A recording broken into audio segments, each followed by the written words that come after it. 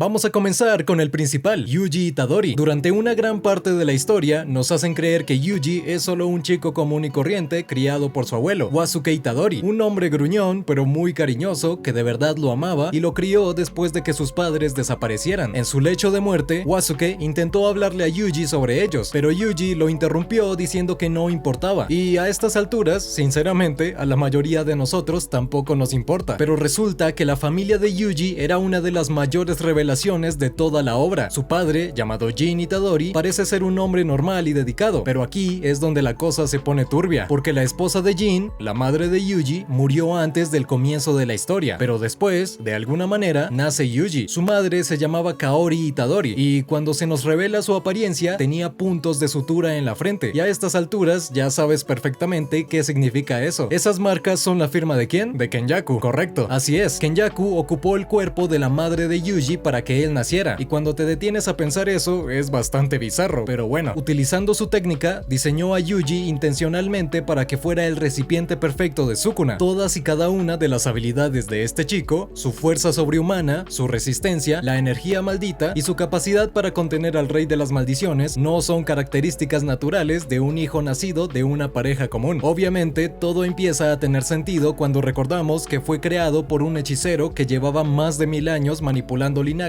y energía maldita. Wasuke sabía que había algo extraño en Kaori e intentó advertirle a Jin que se alejara de ella, pero él no le hizo caso. El pobre probablemente estaba en negación y Kenyaku consiguió exactamente lo que quería, pero lo peor de todo es que, al final, abandonó ese cuerpo y desapareció, avanzando hacia la siguiente etapa de su plan y dejando a Jin solo para criar a un niño que básicamente era un experimento. Bueno, también estaba el abuelo, pero no había mamá. Jin también terminó muriendo y Yuji acabó quedándose únicamente con su abuelo. En resumen, la madre de Yuji era, en la práctica, un parásito cerebral milenario que utilizó su padre como un instrumento para crear un niño capaz de albergar a Sukuna. Bizarro, incluso para los estándares de Jujutsu Kaisen. Y ya que estamos hablando de Yuji, pasemos a su hermano, que incluso comparte con él la misma madre, por decirlo de alguna manera. Choso, Eso y Kechisu son 3 de los 9 úteros malditos, pinturas de la muerte, y su origen forma parte de una de las historias más oscuras de Jujutsu Kaisen. Hace muchos años, una mujer cuyo nombre todavía no ha sido revelado fue sometida por la fuerza a experimentos con una maldición. El resultado fueron 9 niños híbridos, mitad humanos y mitad maldiciones. Fueron sellados como objetos malditos y guardados como si fueran desechables. No nacieron, no fueron criados, simplemente fueron escondidos. Aún así, Choso desarrolló un amor inmenso por sus hermanos. Para él, las 9 pinturas de la muerte eran su familia y su único objetivo era protegerlos. Cuando Yuji derrotó a Eso y Kechisu durante el arco de las pinturas de la muerte, Choso juró vengarse de él, pero aquí viene el giro de la trama. Durante su enfrentamiento contra Yuji en Shibuya, de repente comenzó a tener recuerdos en los que Yuji era su hermano, y no se trataba de un error. Como Kenyaku dirigió los experimentos de las pinturas de la muerte y también fue quien dio origen a Yuji, los dos están relacionados a través de él. Ese parásito cerebral es, en la práctica, la madre de ambos, por así decirlo. Al descubrirlo, Choso cambió de bando inmediatamente y se convirtió en uno de los mayores protectores de Yuji, llegando incluso a sacrificarse durante la batalla final para salvar a Yuji. Descansa en paz, Choso. Nunca tuvo padres de verdad y nunca tuvo una infancia. Pasó más de un siglo encerrado dentro de un recipiente y, aún así, terminó convirtiéndose en uno de los mejores hermanos mayores de toda la serie para alguien que había matado a 2 de sus hermanos. Es bastante conmovedor, admítelo. Y si Choso es hermano de Yuji por esa conexión retorcida con Kenyaku, existe otro que también es igual de hermano, aunque no compartan ni una sola gota de sangre. Ese es Aoi Todo. Sobre todo, no sabemos absolutamente nada de sus padres, no conocemos sus nombres, sus apariencias ni su paradero. Es un misterio completo en ese aspecto. Lo que sí sabemos es que es uno de los hechiceros con mayor talento físico, capaz de enfrentarse a maldiciones de primer grado aún siendo estudiante. Su técnica, el Boogie Woogie, le permite intercambiar la posición de cualquier cosa que posea energía maldita simplemente al aplaudir. Pero lo gracioso de todo es que parece no importarle en absoluto su verdadero origen. El único vínculo que se toma realmente en serio es la historia imaginaria que creó junto a Yuji. Comenzó a considerar al chico como su mejor amigo desde la secundaria únicamente porque Yuji respondió correctamente a una pregunta sobre su tipo ideal de mujer. Mis felicitaciones a quien sea que haya criado a este hombre. Y de un hermano autoproclamado pasemos a 2 hermanas de verdad, aunque su propia familia hizo todo lo posible por destruir ese vínculo, Maki y Mai Zenin. Sus padres formaban parte del clan Zenin, obviamente, y la base de todo dentro de esa familia era una sola cosa, el poder. En esta familia, el poder poder lo es todo. Si tienes una técnica fuerte, te valoran. Si no la tienes, bueno, eres peor que la basura. Así que, por desgracia para Maki, nació prácticamente sin nada de energía maldita, al igual que Toji. En cualquier otra familia, eso no habría supuesto ninguna diferencia, pero dentro del clan Zenin era una razón para sentir vergüenza. Su propio padre, Ogi Zenin, trató a sus dos hijas como fracasos y obstáculos para su propio ascenso dentro del clan. Maki no podía utilizar técnicas malditas. Mai, aunque poseía energía maldita, tenía una habilidad bastante débil, por así decirlo. Podía crear una única bala de la nada mediante su técnica de construcción, pero eso la dejaba completamente agotada. Por eso, su padre no solo las ignoraba, sino que sentía resentimiento hacia ellas. Cuando Maki decidió abandonar el clan para estudiar en el colegio técnico de magia y demostrar su valor, todos lo vieron como una traición del más alto nivel y descargaron toda esa rabia sobre Mai, que se había quedado atrás. La pobre sufrió abusos y humillaciones constantes por culpa de la decisión de su hermana. La relación entre las dos es una de las más dolorosas de la serie. Se amaban, pero el clan las convirtió en rivales mediante tanta violencia. Durante el arco de la preparación perfecta, Ogi Zenin llegó a intentar asesinar a sus propias hijas y estuvo muy cerca de conseguirlo. Hirió mortalmente a Mai y durante sus últimos instantes, ella utilizó toda su energía maldita para crear un arma especial para Maki, eliminando los últimos restos de energía maldita del cuerpo de su hermana y completando su transformación en alguien como Toji, sin nada de energía maldita. Mai murió para que Maki pudiera regresar siendo prácticamente invencible. ¿Y qué hizo Maki con ese poder? Regresó a la mansión de los Zenin y exterminó a todo el clan, incluyendo a su propio padre. Pues sí, parece que la forma en la que esa familia educaba a sus hijos no funcionó demasiado bien para él. Y ya que estamos hablando del clan Zenin y de alguien que terminó convirtiéndose prácticamente en Toji, toca hablar del propio hijo de Toji, Megumi Fushiguro. Si la situación de Yuji ya era mala, la de Megumi Fushiguro era todavía peor. Su padre era nada más y nada menos que Toji Fushiguro, también conocido como el asesino de hechiceros, una de las figuras más aterradoras de toda la serie. Toji nació dentro del clan Zenin, una de las tres grandes familias de hechiceros, pero había un pequeño detalle: llegó al mundo con exactamente un 0% de energía maldita. ¿Sabes cuánto es cero, no? Cero de verdad, nada. En un lugar donde el valor de una persona se medía por el poder de su técnica, eso hizo que fuera considerado peor que la propia basura. El clan Zenin trató a ese niño con tanta crueldad y lo humilló tanto que terminó escapando y rechazando su propio apellido. Pero la ausencia de energía maldita trajo consigo una compensación. Su cuerpo desarrolló capacidades físicas sobrehumanas, capaces de rivalizar con los hechiceros más poderosos. Era más rápido, golpeaba con más fuerza y podía detectar peligros mejor que prácticamente todos los demás sin necesitar ni una sola gota de energía maldita. Eso lo volvía invisible para quienes utilizaban la energía para detectar amenazas, es decir, para casi todos los hechiceros. Se convirtió en un asesino a sueldo y consiguió la fama de asesino de hechiceros precisamente por eso. Ahora, sobre la madre de Megumi sabemos muy poco. Murió cuando él todavía era un bebé y Toji no acostumbraba a hablar sobre ella. Lo que sabemos es que, después de su muerte, Toji se casó con la madre de Tsumiki. Tsumiki terminó convirtiéndose en la hermanastra de Megumi y los dos fueron criados juntos. Pero la parte triste de la historia es que tanto Toji como la madre de Tsumiki terminaron abandonando a los niños. Está bien que la historia entre Toji y la madre de Megumi era un poco más profunda que eso, aunque él mismo nunca hablara demasiado sobre el tema. Toji llegó a venderle al clan Zenin los derechos sobre la custodia de Megumi a cambio de dinero. Sí, entregó a su propio hijo a la familia que lo había atormentado durante toda su vida. Megumi solo evitó caer en las manos del clan porque Gojo intervino y lo acogió después de derrotar a Toji durante el arco de El Tesoro Escondido. Durante sus últimos momentos, Toji le pidió a Gojo que cuidara del niño, probablemente el único gesto de paternidad que había demostrado en muchísimo tiempo, y aún así pareció mucho más un recuerdo tardío que una verdadera muestra de afecto. Lo que vuelve todo todavía más doloroso es que Megumi creció pensando que su padre era un irresponsable al que no le importaba, sin saber que se trataba de uno de los luchadores más peligrosos de la historia. Tampoco sabía que había muerto enfrentándose al hechicero más fuerte del mundo. Por eso Megumi adoptó el apellido de su madre, Fushiguro. No quería mantener ningún tipo de vínculo con quien lo había abandonado, y sinceramente no podemos culparlo por eso, pero sí podemos culpar a quienes ven nuestros videos y no se suscriben ni piensan en convertirse en miembros del canal. Juro que vale la pena. Hay varios beneficios geniales, como acceso anticipado a los videos, poder elegir el tema de los próximos videos y pastel de chocolate. Megumi no fue el único joven abandonado al que Gojo terminó salvando y cuidando. Otro caso muy claro es Yuta Okkotsu. La familia de Yuta es un caso aparte. Sus padres siguen vivos y parecen ser personas normales, lo cual ya lo vuelve diferente de prácticamente todos los demás personajes. La tragedia en la vida de Yuta no vino de ellos, sino de Rika Orimoto, su amiga de la infancia y su primer amor, que murió en un accidente de tránsito delante de sus ojos cuando los los dos todavía eran niños. El sufrimiento de Yuta fue tan intenso que terminó maldiciendo inconscientemente el espíritu de Rika, transformándola en un espíritu maldito de grado especial vinculado a él. Eso hizo que fuera considerado una de las personas más peligrosas de todo el mundo de la hechicería, incluso antes de saber qué era la energía maldita. Incapaces de comprender y lidiar con todo lo sobrenatural que rodeaba a su hijo, sus padres terminan alejándose y Yuta quedó completamente aislado. Sufrió bullying y fue clasificado como una enorme amenaza por los altos mandos, que querían ejecutarlo sin más. Quien volvió a salvar la situación fue Gojo, que lo matriculó en el Colegio Técnico de Magia y lo ayudó a controlar el poder de Rika. Es decir, sus padres biológicos pueden seguir vivos en algún lugar, pero quien realmente salvó la vida de Yuta fue Gojo. Parece que terminó convirtiéndose en el padre adoptivo de casi todo el mundo dentro de la historia. Y ya que estamos hablando de Yuta, pasemos a uno de sus compañeros de segundo año, alguien cuya familia tampoco apareció directamente en la historia, Toge Inumaki. La familia de Inumaki nunca apareció, pero sabemos que pertenece al clan Inumaki. ¡Qué sorpresa! Este clan es el guardián de la técnica del discurso maldito. Todo lo que un usuario dice debe ser obedecido por quien lo escucha. Por eso, tiene un precio. Cuanto más poderosa sea la orden, más daño provoca tanto en la garganta como en el cuerpo del propio usuario. Los miembros del clan nacen con el sello de ojos de serpiente y colmillos en las mejillas y en la lengua, indicando que son usuarios del discurso maldito. Es un linaje prestigioso, pero también extremadamente solitario. Inumaki no puede hablar normalmente sin correr el riesgo de maldecir a todos los que se encuentran a su alrededor. Por eso, únicamente se comunica utilizando nombres de ingredientes de onigiri. ¿Te imaginas nacer en una familia donde tu propio don te impide mantener una conversación normal? Esa era la realidad dentro de la casa de los Inumaki. No existía eso de buenos días, mamá, o buenos días, papá. Solo habían salmón, arroz y otros ingredientes de sushi. Si de la familia de Inumaki conocemos por lo menos la existencia de todo un clan, pasemos a una estudiante cuya familia es un misterio casi completo, Nobara Kugisaki. Sobre Nobara no sabemos prácticamente nada. Creció en una pequeña ciudad del interior y fue criada por su abuela. Su madre solo tuvo una aparición al final del manga y no existe ni una sola señal de su padre. Por la forma en la que habló con Nobara, su madre parece ser una persona muy irresponsable y negligente con ella, totalmente diferente de su abuela, que parece ser extremadamente protectora. Hablando de ella, su abuela es una mujer fuerte y muy directa que moldeó la personalidad decidida de Nobara, pero la figura más importante de su infancia no pertenecía a su familia, era Saori. Saori era una chica mayor que había llegado desde Tokio y vivió temporalmente en la aldea. Fue amable con Nobara en un lugar donde todos hostilizaban a cualquier persona que viniera de fuera. Cuando los habitantes expulsaron a la familia de Saori, Nobara quedó completamente destrozada. Esa fue su motivación para viajar a Tokio y convertirse en hechicera. No lo hizo únicamente para luchar contra maldiciones, sino también para reencontrarse con Saori. En una historia llena de batallas grandiosas y amenazas capaces de destruir el mundo, esta es una motivación sorprendentemente íntima. A veces la mayor razón no es salvar al mundo ni vengarse de un villano maligno, sino reencontrarse con la persona que fue buena contigo cuando nadie más lo fue. Y si de los padres de Nobara no sabemos prácticamente nada, con Satoru Gojo sucede algo parecido. No conocemos sus nombres ni sus rostros, pero todo lo que sabemos sobre su clan es fascinante. El clan Gojo es una de las tres grandes familias de hechiceros y posee una técnica hereditaria llamada técnica de maldición ilimitada, que permite manipular el espacio a nivel atómico. Por sí sola, la técnica de maldición ilimitada no sería tan especial. Lo que la vuelve devastadora es cuando se combina con los 6 ojos, una habilidad oculta que permite percibir la energía maldita con una precisión prácticamente perfecta y utilizar las técnicas desperdiciando una cantidad mínima de energía. Los 6 ojos se manifiestan de manera aleatoria dentro del clan Gojo, y cuando alguien nace con la técnica de maldición ilimitada y los 6 ojos al mismo tiempo, se convierte automáticamente en el hechicero más fuerte de su generación. Punto final, no hay discusión. Satoru Gojo fue esa persona, pero en una nueva versión más poderosa. Sin embargo, hay algo curioso. El propio mundo de los hechiceros parece tener una regla implícita que impide que existan 2 usuarios de los 6 ojos al mismo tiempo. El anterior debe morir para que pueda nacer uno nuevo. Eso significa que el nacimiento de Gojo fue prácticamente un acontecimiento cósmico, único en varias generaciones. El universo decidió que había llegado el momento de que naciera el más fuerte. No sabemos cómo sus padres lidiaron con la responsabilidad de criar a alguien que prácticamente parecía una divinidad con forma humana, pero viendo en quién se convirtió, alguien tan seguro de sí mismo que llega a ser arrogante, emocionalmente distante de la mayoría, bromista, sarcástico y obligado a cargar con todo el peso del mundo de la hechicería sobre sus hombros, podemos imaginar que su infancia no fue precisamente común. El clan Gojo, al igual que las demás grandes familias de hechiceros, valoraba muchísimo más su poder que su felicidad o realización personal. Tal vez precisamente por eso Gojo se esforzó tanto por convertirse en un buen maestro para sus alumnos. Quería darles darles el apoyo que él nunca recibió. Y después del hechicero más fuerte de la era moderna, solo queda hablar del hechicero más fuerte de toda la historia, el más antiguo de todos, Ryomen Sukuna. Sukuna no es padre de nadie en el sentido tradicional, pero su origen es uno de los más enigmáticos y fascinantes de toda la obra. Nació hace más de 1000 años, durante la era Heian, la llamada época dorada de la hechicería. Lo que mucha gente no sabe es que originalmente era un ser humano, un hechicero que devoró a su propio hermano gemelo cuando ambos todavía se encontraban dentro del vientre materno, razón por la cual nació con 4 brazos, 4 ojos y 2 bocas. Se dice que sus padres lo odiaron y lo abandonaron por culpa de su apariencia monstruosa. Piénsalo, el ser más fuerte de la historia, el rey de las maldiciones, temido durante más de 1000 años, comenzó su vida siendo un niño no deseado. Sukuna creció sin una familia, sin apoyo y sin nadie a quien le importara si vivía o moría. La única compañía que tuvo fue Uraume, su seguidor personal durante siglos. Al final, después de ser derrotado por Yuji durante la batalla final, reflexionó sobre su vida y admitió que se sentía solo. Alejó a todo el mundo porque nunca había aprendido otra forma de vivir. Tuvo 3 caminos entre los que tenía que elegir y decidió seguir junto a Uraume, intentando simbólicamente comenzar de nuevo. Un final silencioso, casi poético, para alguien cuya vida estuvo definida por la violencia. El rey de las maldiciones que aterrorizó al mundo era, en realidad, un niño abandonado que nunca aprendió a recibir ni dar amor.